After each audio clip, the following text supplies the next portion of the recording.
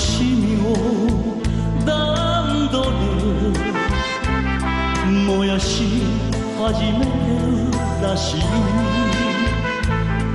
わけのわからないことで悩んでい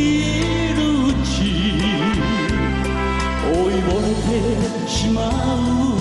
から黙るこうした年月を拾い集めて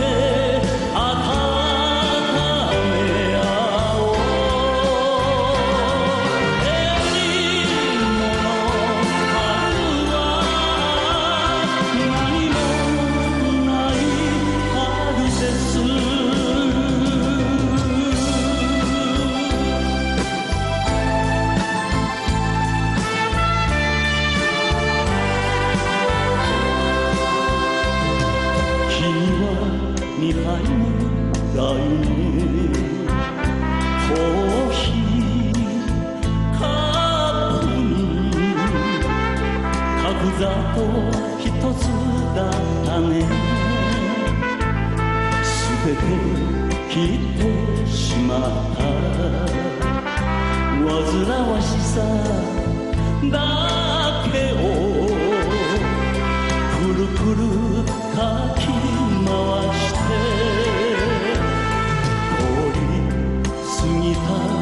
夏の匂い思い出して懐かしいね今の春は何もない春です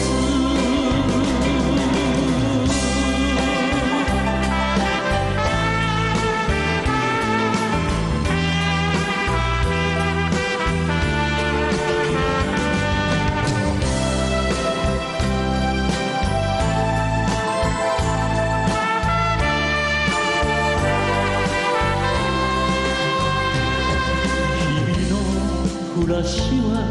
嫌でもやってくるけど静かに笑ってしまおういじけることだけが生きることだと飼いならしすぎ